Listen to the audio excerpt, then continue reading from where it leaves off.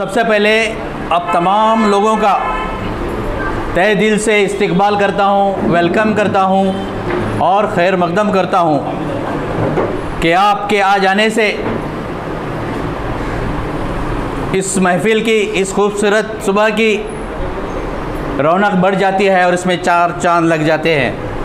Karwar district के तमाम ज़िम्मेदारान, भटकल शहर के मोअज़्ज़िज़ीन, पार्टी के मेंबरान, अस्सलामु अलैकुम रहमतुल्लाहि बरकातुहू। सबसे पहले तो मैं मुबारकबाद देता हूँ कि आज एक बहुत ही कुशादा और बहुत बड़ी ऑफ़िस का यहाँ पर इनाग्रेशन हुआ है। ये एक सिंबॉलिक या अलामती इनाग्रेशन नहीं है। इस ऑफ़िस का इनाग्रेशन या इसको जो शुरू करने का मकसद है वो ये कि अब तक जो हम मैदान में काम करते रहे हैं, आवाम के मसाइल को सामने रखते हुए, अब हम चाहते हैं कि आइंदा आने वाले दिनों में इस मरकज़ से, इस ऑफ़िस से, इस दफ़्तर से आवाम की फ़लाह व बहबूदी के जो स्कीम हैं वो लोगों तक पहुंचाई जा सकें। हमारे ज़िम्मेदारान इस पर वर्कआउट कर रहे हैं कि यहाँ इस स्पेस का सही मानों में कैसे इस्तेमाल किया जा सके, जिससे कि शहर के तमाम लोगों को, ख़ास करके वो लोग जिनको आसानियाँ नहीं हैं हुकूमत के काम करवाने में, उनको यहाँ से मदद की जा सके, उनको यहाँ से ताउन किया जा सके। ये ऑफ़िस सिर्फ़ एक पार्टी की ऑफ़िस नहीं रहेगी, बल्कि ये जन सेवा केंद्र के तौर पर लोगों के खिदमत के लिए एक ऑफ़िस बनकर ये आइंदा दिनों में काम करेगी। अब रही बात वेलफेयर पार्टी ऑफ इंडिया, जो कि पिछले 11 सालों से इस मुल्क के अंदर हवा के अपोज़िट रुख में सफ़र करते हुए अपने मंजिल की तरफ गामज़न है। हवा के अपोज़िट रुख को मैं इसलिए कह रहा हूँ कि आज सियासत तिजारत बन गई है। लोग जिनके पास पैसा है शौकिया तौर पर सियासत में शामिल होते हैं, पैसा इन्वेस्ट करते हैं और जीत कर आने के बाद, कामयाब होने के बाद वो अपनी जेब भरने में लगते हैं। इतना ही नहीं, सियासत को एक कदम और आगे ले जाते हुए आज की जो फ़िरक़ा परस्त सियासी पार्टी ने एक ऐसा ट्रेंड सेट कर दिया है कि आप किसी भी पार्टी से इलेक्शन लड़ें, जीतने के बाद आपको ख़रीद लिया जाएगा। तो इस कदर सियासत तिजारत बन गई है कि एक आम आदमी, एक आम इंसान जो लोगों की खिदमत करना चाहता है, उसके लिए अब गुंजाइश बाकी नहीं है। तमाम बड़ी बड़ी सियासी पार्टियां नौजवानों को, लोगों को, अक़लियतों को लालच देकर के अपनी पास बुलाती हैं, लेकिन लीडर बनाने के बजाय उनको लेबर बनाती हैं। ज़िंदगियां गुज़र जाती हैं पार्टियों की खिदमत करते हुए, लेकिन जब इक़्तिदार में हिस्सेदारी की बात आती है तो आपको साइडलाइन किया जाता है। आपको ये कह कर के हटा दिया जाता है कि आपकी खिदमत करने के लिए तो हम हैं, आपको इक़्तिदार में आने की ज़रूरत नहीं है, आपको इक़्तिदार का हिस्सा बनने की ज़रूरत नहीं है। और हम इनकी इन मीठी मीठी और चिकनी बातों में आ जाते हैं और लीडर बनने की जो सलाहियत हमारे अंदर है उसको खामोश करके, उसको दबा करके हम लेबर बन करके पूरी ज़िंदगी गुजार देते हैं। आज इस मुल्क के शहरियों को, सिर्फ मुसलमानों की बात नहीं है, इस मुल्क के शहरियों को ये बात समझने की ज़रूरत है कि अगर इस मुल्क के अंदर आप बावक़ार ज़िंदगी गुजारना चाहते हैं, आने वाले दिनों में इस मुल्क के अंदर आप इज़्ज़त व एहतराम के साथ रहना चाहते हैं, तो आपको सियासत में शामिल होना पड़ेगा, आपको इक़्तिदार का हिस्सा बनना पड़ेगा। जब तक आप सियासत में नहीं आएंगे, जब तक आप इक़्तिदार का हिस्सा नहीं बनेंगे, तब तक इस मुल्क के अंदर कोई तब्दीली नहीं आ सकती। आज हम देख रहे हैं कि फ़िरक़ा परस्त ताकतें और कारपोरेट कंपनियां दोनों ने एक ऐसा नेक्सस बना लिया है, उन दोनों का एक ऐसा जोड़ बन गया है जो इस मुल्क के आम लोगों को दिन ब दिन कुचलते जा रहे हैं। इस मुल्क का किसान किसी ज़माने में एक दिन के लिए भी अगर सड़क पर आता तो पूरा मुल्क दहल जाता था। आज 1 साल से किसान सड़कों पर पड़ा हुआ है। 900 से ज़्यादा किसानों ने अपनी ज़िंदगी दी है, अपने जानों की कुर्बानी दी है और किसी को कोई एहसास नहीं है। मरी हुई लाश के ऊपर एक फोटोग्राफर बैठ करके नाचता है, किसी को कोई एहसास नहीं है।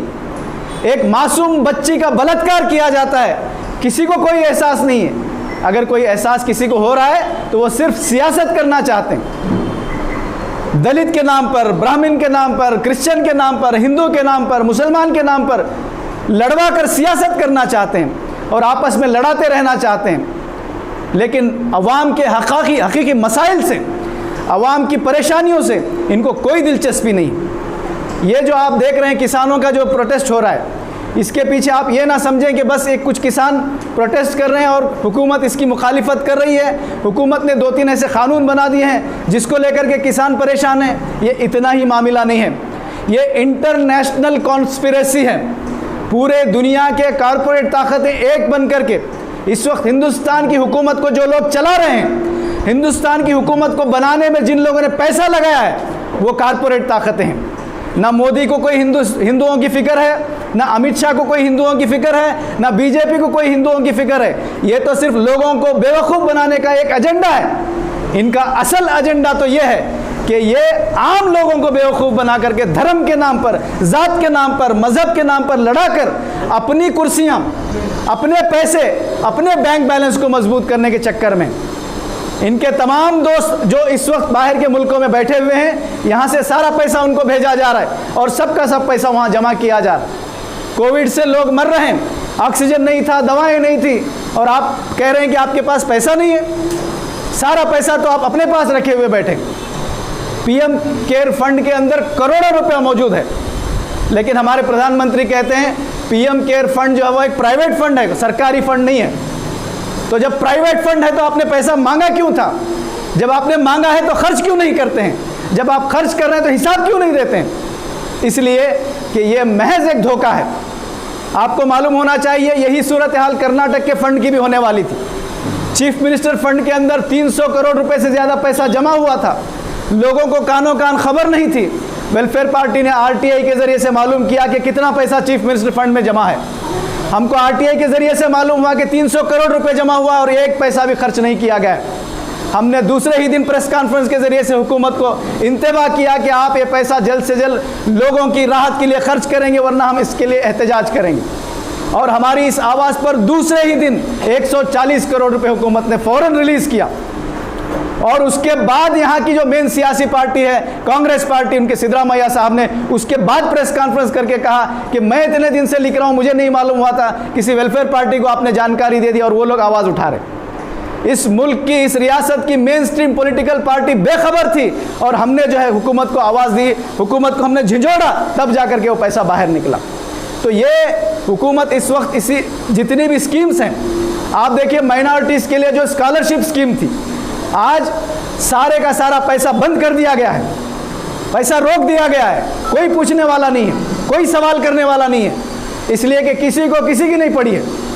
अब इलेक्शन आएगा, हर एक आदमी आएगा, हर एक पॉलिटिकल पार्टी के लोग आएंगे और आपको फिर वही सुनहरे ख्वाब दिखाने लगेंगे कि हम आपके फलाह करने वाले हैं, हम आपकी भलाई करने वाले हैं, हम आपका उद्धार करने वाले हैं, जबकि कोई किसी का उद्धार करने वाला नहीं। सब पॉलिटिकल पार्टियां अपने अपने उद्धार के लिए इस मुल्क में काम कर रही हैं।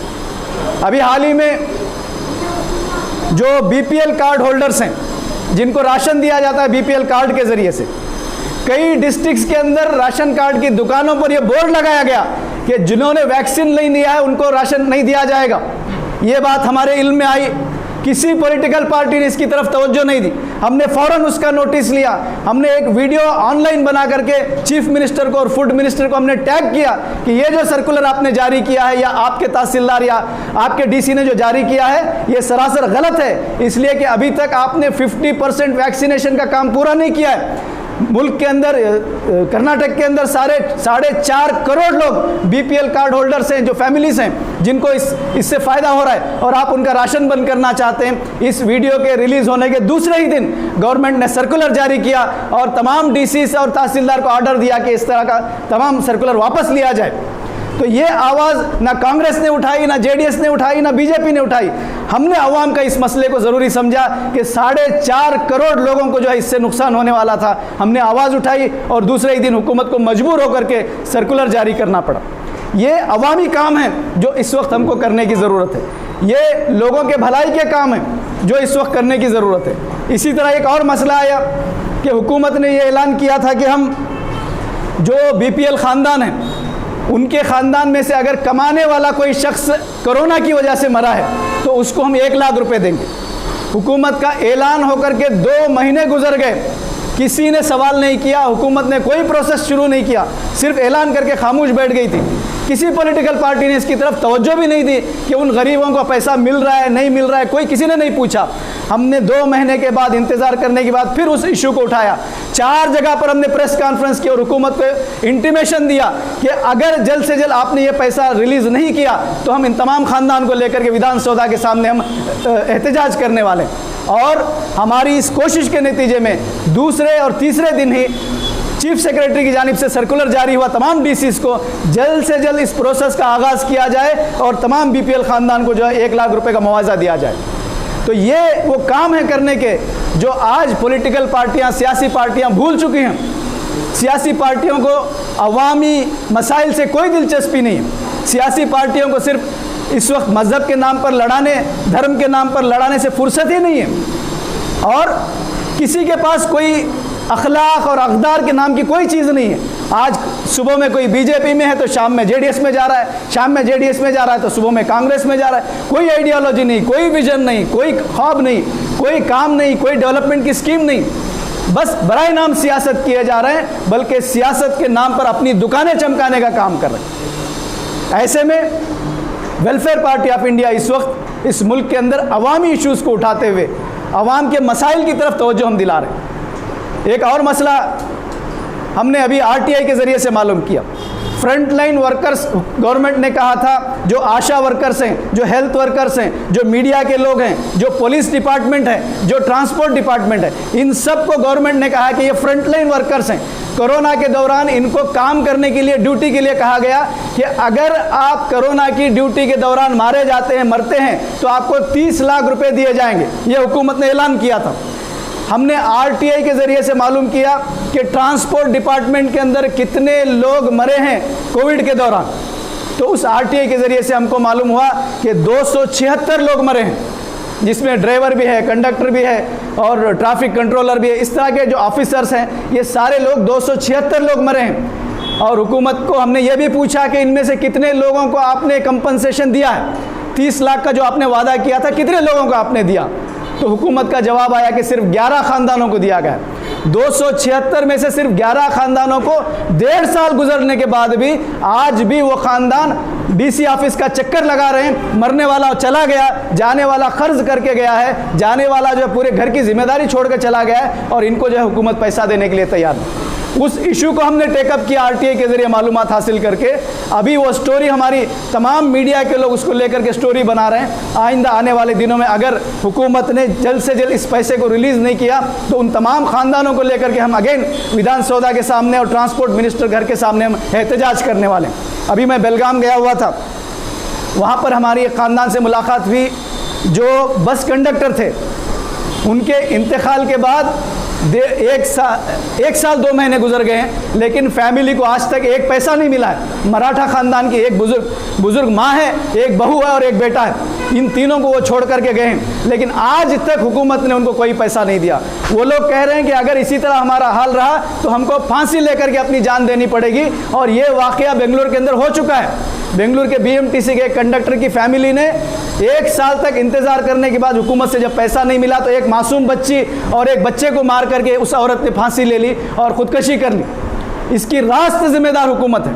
हुकूमत की निगलिजेंसी की वजह से वहाँ उनकी जान गई। अब ये बेलगाम का ये ख़ानदान यही कह रहा है कि अगर हुकूमत ने ये पैसा नहीं दिया तो हमको अपनी जान देनी पड़ेगी। तो लोग अपनी जानें दे रहे हैं, लेकिन हुकूमत को कोई असर नहीं हो रहा है। हुकूमत को असर इसलिए नहीं हो रहा है कि हम मुअज़्ज़िज़ शहरी जो कहलाते हैं, डिसेंट शहरी, जिनको जो है सियासत से नफ़रत है, गंदी सियासत से नफ़रत है, आज की सियासत से नफ़रत है, अपने अपने घरों में ये कह कर के बैठे हुए हैं हमको इससे कोई लेना देना नहीं। ये बस सियासत चल रही है, इसको चलने दें, लोग मर रहे हैं मरने दें, गैस की कीमतें बढ़ रही हैं बढ़ने दें, पेट्रोल डीजल की कीमतें बढ़ रही हैं बढ़ने दें, हम आवाज़ नहीं उठाएंगे इसलिए कि ये सियासत है। मेरे भाइयों, नौजवान दोस्तों, सियासत ये नहीं है कि हम ये कोसते हुए, रोते हुए, कहते हुए अपने घरों में बैठ जाएं। सियासत ये है कि आप उन दर्दमंद लोगों को, उन तकलीफ में रहने वाले लोगों को, उन गरीबों को, उन परेशान हाल लोगों के पास विजिट करें, उनको जाएं, उनके हालात मालूम करें, हुकूमत के पास जो उनका पैसा पड़ा हुआ है वो लाकर उनको पहुंचाने का काम करें। यही सियासत है। अब बताइए क्या इस तरह की सियासत कौन नहीं करना चाहता? इस तरह की सियासत करने से कौन सा मजहब आपको मना करता है? और अभी आप किस बात की सोच में बैठे हुए हैं, किस बात का इंतजार कर रहे हैं? अभी क्या और देखना आप चाहते हैं? मैं आपको ये बता रहा हूँ, जिस किस्म के हालात इस वक्त मुल्क में चल रहे हैं, अगर आप इसी तरह खामोश बैठे रहे तो सारा सिस्टम बना दिया गया है आपको सेकेंड ग्रेड सिटीजन बनाने का। सारा सिस्टम, सारा काम, सारी तैयारियां हो गई हैं। आपकी इस मुल्क को कोई ज़रूरत नहीं है। कोई किसी को जो है पूछने वाला कोई तैयार नहीं है, आपकी फ़िक्र करने वाला कोई नहीं है। वो चाहते हैं कि आप ख़त्म हो जाएं, वो चाहते हैं कि आप निस्त नाबूद हो जाएं, वो चाहते हैं कि आप उठे नहीं, वो चाहते हैं कि आप आवाज़ न लगाएं, वो चाहते हैं कि आप अपनी जगह दबक कर बैठे रहें। और हम भी उन्हीं के जाल में फंसे हुए, हम भी यही कह करके खामोश बैठे हुए हैं। जो करने वाले वो सियासत कर रहे हैं और हम अपनी जगह पर खामोश बैठे हैं। दोस्तों, बुजुर्गों, भाइयों, ये हालात खामोश बैठने का नहीं है। ये वक्त ऐसा नहीं है कि अगर आप आज खामोश बैठे रहे, इख्तिदार में हिस्सेदारी आपने नहीं ली, सियासत में आपने हिस्सा नहीं लिया, आइंदा आने वाली नस्लें आपको कोसेंगी। आइंदा आने वाली हमारी नस्लें शिकायत करेंगी कि हमारे बाप दादा जो थे, हमारे जो वालिदैन थे, उनके लिए बेहतरीन मौका था, उनके लिए जमहूरियत का रास्ता खुला था, डेमोक्रेसी का रास्ता खुला था, जिसके ज़रिए से वो इख्तिदार में जा सकते थे, इख्तिदार हासिल करके अमन कायम कर सकते थे, इख्तिदार हासिल करके इंसाफ कायम कर सकते थे। जो आज इंसाफ की दुहाइयां दे रहे हैं कि हमको इंसाफ नहीं मिल रहा है, इंसाफ कैसे मिलेगा, जबकि इंसाफ दिलाने वाले लोग इख्तिदार से दूर बैठे हैं। इंसाफ दिलाने वाले लोग रोते, कोसते, शिकायतें करते बैठे हैं। तो इंसाफ कैसे मिलेगा, अमन कैसे मिलेगा, हक कैसे मिलेगा, अदल कैसे मिलेगा? कोसने से नहीं मिलेगा, परेशान होने से नहीं मिलेगा, शिकायत करने से नहीं मिलेगा। आपको सियासत का हिस्सा बनना पड़ेगा, आपको इख्तिदार का हिस्सा बनना पड़ेगा। हमको ये बताया जाता है कि आप नेकी का हुक्म देंगे, आप बुराई से रोकेंगे। कैसे करेंगे आप? इख्तिदार के बगैर हुक्म कैसे देंगे आप? बुराई को कैसे रोकेंगे? आप अदल कायम करने की बात कही जाती है आपको हर जुमे के दिन बताया जाता है कि आप अदल कायम करने वाले, इंसाफ कायम करने वाले, जुल्म को रोकने वाले। कैसे रोकेंगे जब आपके पास इख्तिदार नहीं होगा? कैसे रोकेंगे आप? कैसे इंसाफ दिलाएंगे जब आपके पास इख्तिदार नहीं होगा? अभी और क्या चीज़ हमारे सामने आना बाकी है? अभी किस चीज़ का हम इंतज़ार कर रहे हैं? क्या वक्त नहीं आया है कि हम उठ खड़े हों? क्या वक्त नहीं आया है कि हमारे पास जो सियासी तजुर्बा है, जो हमारे आबा व अजदाद से हमको मिला हुआ है, क्या उसका इस्तेमाल करने का वक्त नहीं आया? सारी दुनिया इस वक्त अगर किसी की मिसाल देती है तो वो हमारे आबा व अजदाद की मिसाल देती है, जिन्होंने इस पूरी दुनिया के अंदर मिसाली सियासत को कायम किया, जो इस पूरी दुनिया के अंदर जिन्होंने एडमिनिस्ट्रेशन क्या होता है दुनिया को उन्होंने बताया, सियासत क्या होती है वो हमने इस दुनिया को बताया है। और हमारी कौम आज हाथ जोड़ते हुए, हाथ फैलाते हुए, मांगते हुए मायूसी के आलम का शिकार है। ये वो वक्त नहीं है कि हम मायूस होकर के बैठ जाएं, ये वक्त नहीं है कि हम इस वक्त शिकायत करते बैठ जाएं, ये वक्त नहीं है। हमारे पास वक्त बहुत कम है। वक्त कम है इसलिए नहीं है कि मैं मुसलमान की बात कर रहा हूँ, मैं दलित की बात कर रहा हूँ, मैं क्रिश्चियन की बात कर रहा हूँ, मैं इस मुल्क के तमाम शहरियों की बात कर रहा हूँ। मेरा ये फ़र्ज़ है, आपका ये फ़र्ज़ है कि इस मुल्क के शहरी होने की हैसियत से, इस मुल्क के नागरिक होने की हैसियत से, इस मुल्क के सिटीज़न होने की हैसियत से, इस मुल्क को इस तरह जलता हुआ हम नहीं देख सकते, इस मुल्क को इस तरह बर्बाद होता हुआ हम नहीं देख सकते, इस मुल्क को कारपोरेट के हाथों में बिकता हुआ हम नहीं देख सकते, इस मुल्क के किसानों को सड़कों पर मरता हुआ हम नहीं देख सकते, इस मुल्क की बेटी की इस्मत को लुटते हुए हम खामोशी से नहीं देख सकते। अगर इन तमाम हालात के बाद भी हमारा नफ्स नहीं जागता है, इन तमाम हालात के बाद भी हम पर कोई असर नहीं होता है, तो यकीन मानिए हमारे दिल मुर्दा हो चुके हैं, हमारे ज़मीर मुर्दा हो चुके हैं और हम इनकलाब लाने के लिए तैयार नहीं हैं। और इस कौम से इनकलाब की तौक़्क़ा भी नहीं की जा सकती। अगर इस मुल्क के हालात को बदलना है, अगर इस मुल्क के हालात को तब्दील होना है, तो वो सिर्फ हम कर सकते हैं। और इस मुल्क के तमाम शहरी की हैसियत से आज डेमोक्रेसी हमारे पास है, आज जमहूरियत हमारे पास है। कल को जमहूरियत होगी नहीं ये हम कह नहीं सकते, जिस किस्म के दावे, जिस किस्म के काम, जिस किस्म के फैसले, जिस किस्म की पॉलिसियाँ इख्तियार की जा रही हैं, उससे हमको उम्मीद नहीं है कि आइंदा आने वाले 5-10 सालों में डेमोक्रेसी इस मुल्क के अंदर बाकी रहेगी। अभी जब तक डेमोक्रेसी आपके पास बाकी है, आपको काम करना है। जब तक डेमोक्रेसी इस मुल्क के अंदर है, तब तक आपको इलेक्शन में हिस्सा लेना है। जब तक डेमोक्रेसी आपके पास बाकी है, आपको इख्तिदार का हिस्सा बनना है, आपको काउंसलर बनना है, आपको एमएलए बनना है, आपको एमपी बनना है, पार्लियामेंट में, असेंबली में बैठ करके लोगों के भलाई के कानून बनाना है। आज लोगों की तकलीफ के कानून, लोगों पर जुल्म के कानून कौन बना रहे हैं? जिनको हमने अपना नुमाइंदा बना करके भेजा, जिनको हमने अपना कीमती वोट दे करके भेजा, वो बैठ करके हम पर जो है क्रिमिनल फैसले कर रहे हैं। वो जालिम लोग जिन पर खुद क्रिमिनल के मुकदमात हैं, जिन पर खुद जो है, जिनके दामन दागदार हैं, वो लोग बैठ करके हमारे लिए फैसले कर रहे हैं और हम खामोश तमाशाई बने हुए। बुजुर्गों और दोस्तों, ये सिर्फ जज्बाती बातें नहीं हैं, ये वक्त कम है, ये आने वाले दिनों के अंदर जो हालात होने वाले हैं उनको सामने रख करके यह बात आपके सामने कही जा रही है कि आपको आज फैसला लेना होगा कि जब तक आप खुद सियासत में नहीं आएंगे, जब तक आप खुद सियासत का हिस्सा नहीं बनेंगे, जब तक आप खुद इख्तिदार का हिस्सा नहीं बनेंगे, तब तक इस मुल्क के हालात बदलने वाले नहीं हैं। तब तक यही हालात रहेंगे और खुदा ना खास्ता अगर हम इसी तरह खामोश रहे तो आइंदा दिनों में हमको इस मुल्क के अंदर गुलाम बन करके जीना पड़ेगा। इस मुल्क का आदिवासी, इस मुल्क का दलित, इस मुल्क का पिछड़ा तबका, ये तमाम के तमाम एक कास्ट जो है यहाँ पूरे लोगों पर हुकूमत करेगी। फिर वही सिस्टम वापस लाएंगे, दलितों को पीछे किया जाएगा, आदिवासियों को पीछे किया जाएगा, क्रिश्चियनों को दबाया जाएगा, मुसलमानों को दबाया जाएगा और हम सबको जो है फिर दूसरे दर्जे का शहरी बनाया जाएगा। इससे पहले कि ये हालात हमारे सामने आए, इससे पहले कि इस तरह के मुल्क के हालात हों, हमको ये सोच बदलनी पड़ेगी। इसीलिए इस मुल्क के अंदर वेलफेयर पार्टी ऑफ इंडिया तमाम सियासी पार्टियों के उस सोच से हट करके महज अवामी मसाइल को हल करने के लिए, महज इस मुल्क के मौजूदा सियासी सिस्टम को बदलने के लिए, महज इस मुल्क के अंदर जिस किस्म का क़वानीन चल रहे हैं उनको तब्दील करके अवाम दोस्त, अवामी क़वानीन जो अवाम के लिए आसानी पैदा कर सकते हो, जो अवाम के लिए सहूलत पैदा कर सकते हो, ऐसे क़वानीन बनाने, ऐसे क़वानीन लाने, तमाम गरीबों के सर पर छत हो, तमाम को खाने के लिए खाना मिले, तमाम को साफ़ पानी मिले, तमाम को इज़्ज़त, एहतराम, औरतों की इज़्ज़त और एहतराम, ये तमाम माहौल इस तरह का अगर आप पैदा करना चाहते हैं, देखना चाहते हैं, तो उन तमाम ख्वाबों को लेकर के वेलफेयर पार्टी पिछले 10 सालों से इस मुल्क के अंदर काम कर रही है। और ये हम सिर्फ ज़बानी दावा नहीं कर रहे हैं, सिर्फ ज़बानी जमा खर्च नहीं कर रहे हैं। हमारे जो काम हैं वो लोगों को बताते हैं कि हम अपने मफाद के काम नहीं कर रहे हैं, हम लोगों की भलाई के काम कर रहे हैं। हमारे जो काउंसलर्स, हमारे जो पंचायत मेंबर जीत कर आए हैं वो इसी ज़िमन में काम कर रहे हैं। हमारा कोई काउंसलर,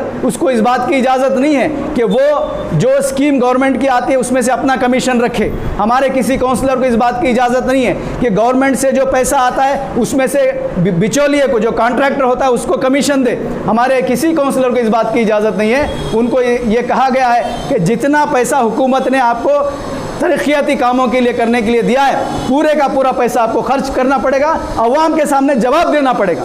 इस किस्म की अक़दार पर, अखलाक पर मबनी सियासत वेलफेयर पार्टी इस मुल्क में करना चाहती है। इसी को फ़रोग़ देने के लिए, इसी को बढ़ाने के लिए वेलफेयर पार्टी ने अक्टूबर 1 तारीख से लेकर अक्टूबर 31 तारीख तक एक मुहिम, और कर्नाटक में हमने 15 तारीख से इसको शुरू किया है, मेंबरशिप का हमने आगाज़ किया है, ताकि ये जो विज़न हम लेकर के उठें, ये जो ख्वाब हम लेकर के उठें, ये जो इस मुल्क को फलाही रियासत बनाने का जो तस्वुर हमारे दिमागों में है, जिसके लिए हमारी जो छोटी कोशिशें हो रही हैं, इसमें आप सब का साथ हो, इसमें आप सब हमारे काफ़िले में हिस्सा बने, इसमें आप सब जो है हमारे साथ मिल करके इस काम को आगे बढ़ा सकें। इसके लिए हमने इस मेंबरशिप के ड्राइव का आगाज़ किया है। आप सबसे गुजारिश है, 2 मिनट रुक जाइए, 2 मिनट रुक जाइए। इसके लिए आप सबसे गुजारिश है कि आप इन बातों को सोचते हुए, जो बातें मैंने आपके सामने रखी हैं, जो चीज़ें मैंने आपके सामने रखी हैं, जो मुल्क के हालात मैंने आपके सामने रखी हैं, और आइंदा आने वाले दिनों में क्या हालात होने वाले वो जो मैंने आपके सामने रखा है,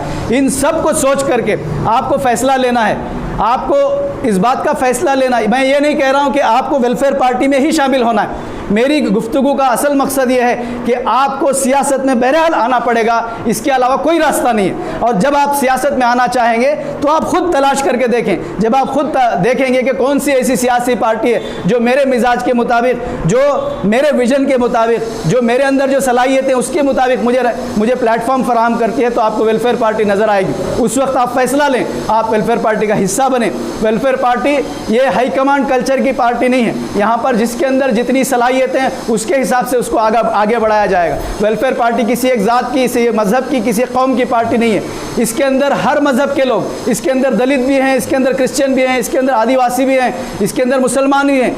इन सब लोगों को लेकर के वेलफेयर पार्टी इस मुल्क के अंदर चल रही है। जो कल्चरल फेडरलिज्म का तस्वुर हमारे मुल्क के अंदर है, उसको लेकर के वेलफेयर पार्टी इस मुल्क के अंदर काम कर रही है। इसलिए हम आपसे गुजारिश करते हैं कि आप इस पार्टी का हिस्सा बनें, इस पार्टी को मजबूत करें, ताकि हम मज़ीद अवाम की खिदमत कर सकें और आने वाले दिनों में मुल्क के जो हालात होने वाले हैं उसको तब्दील करने में हमारा नुमाया रोल होना चाहिए, हमारा की रोल होना चाहिए। मुल्क के हालात तब्दील होंगे नहीं होंगे ये हमारे हाथ में नहीं है, लेकिन तब्दीली की कोशिश करने वालों में हमारा नाम होना चाहिए, तब्दीली की कोशिश करने वालों में हमारा हिस्सा होना चाहिए, ताकि जब कल तारीख लिखी जाए तो हम उन डार्क लोगों में, उन काली ब्लैक लिस्ट के लोगों में हम शामिल ना हों, बल्कि हम तरक्की का जो काम किया जा रहा था उसमें, इनकलाब लाने का जो काम किया जा रहा था उसमें हमारा नाम लिखा जा सके। और जिस मकसद के लिए हमको यहाँ भेजा गया है, कम से कम उसका एक पार्ट भी जो है हम यहाँ अदा करने में कामयाब हो सकें। इन्हीं चंद बातों के साथ मैं आप सबका शुक्रिया अदा करते अपनी बात ख़त्म करता हूँ कि बड़ी संजीदगी के साथ आपने इन बातों पर गौर किया है। मैं गुजारिश करता हूँ कि जो बातें आपके सामने रखी गई हैं इस पर आप गौर करें और आपको मुनासिब लगता है कि वाकई वेलफेयर पार्टी को मजबूत करना चाहिए, वाकई सियासत में, इक़्तिदार में हमको आना चाहिए, तो आप इसका हिस्सा बने। शुक्रिया।